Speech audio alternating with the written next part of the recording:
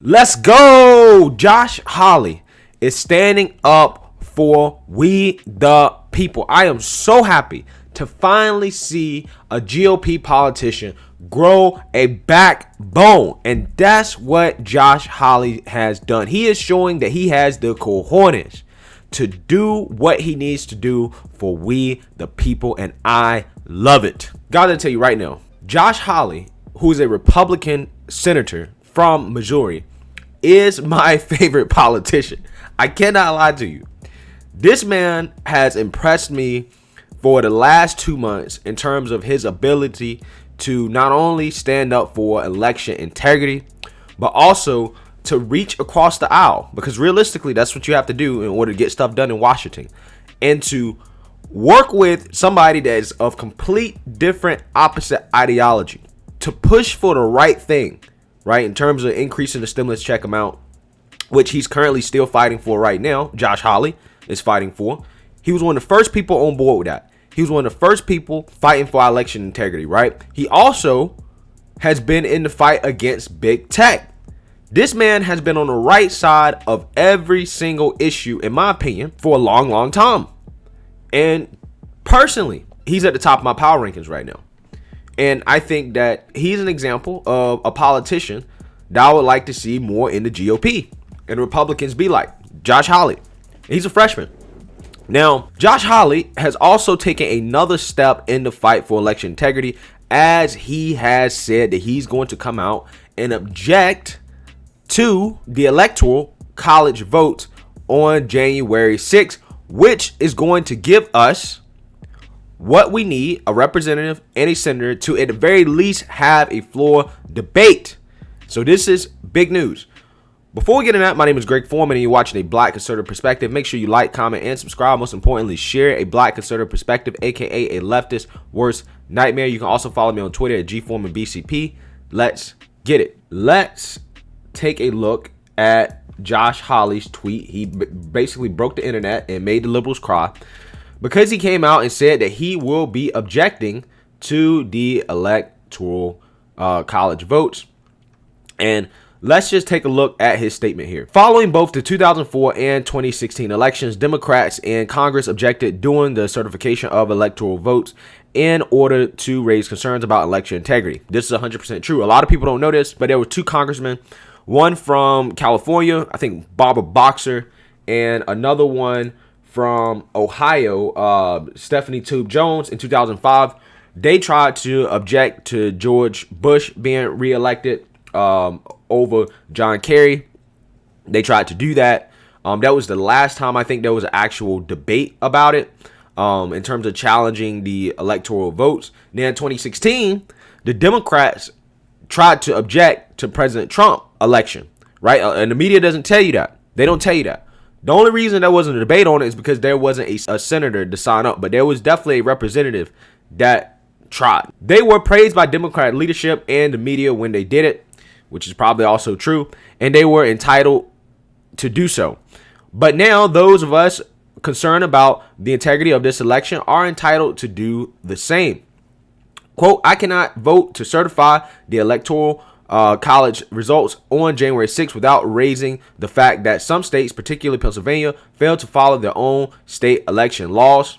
Again, that's another fact, right?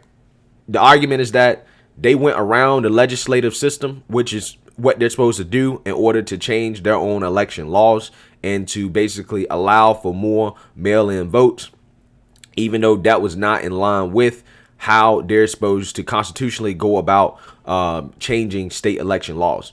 And I cannot vote to certify without pointing out the unprecedented effort of mega corporations, including Facebook and Twitter, to interfere in this election in the support of Joe Biden.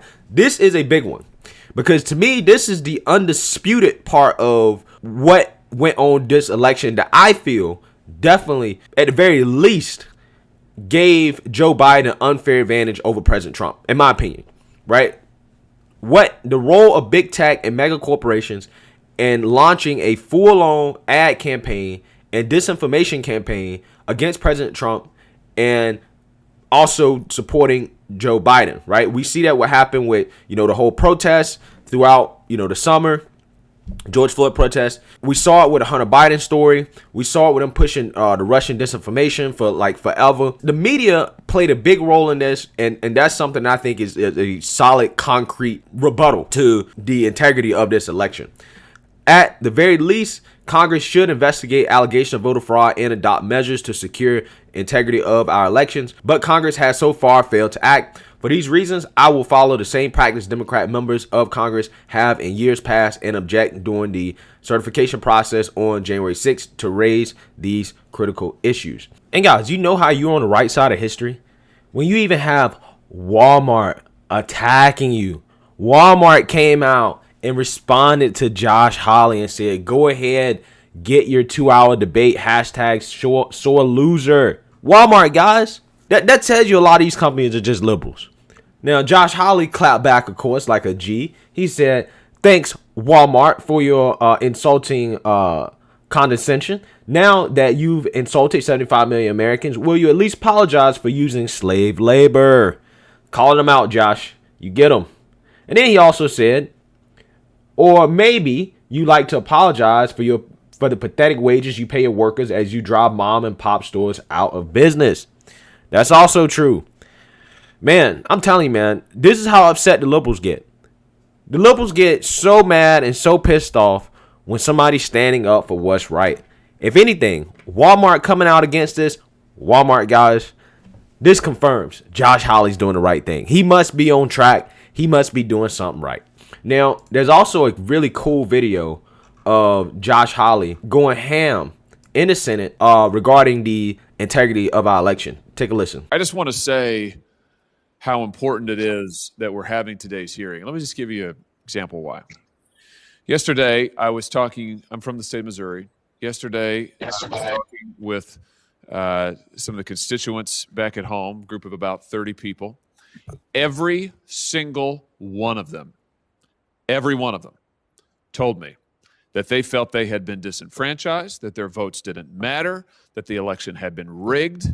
These are normal, reasonable people. These are not crazy people. These are reasonable people, and who, by the way, have been involved in politics. They've won, they've lost, they've seen it all. These are normal folks living normal lives who firmly believe that they have been disenfranchised. And to listen to the mainstream press and quite a few voices in this building tell them after 4 years of nonstop Russia hoax, it was a hoax.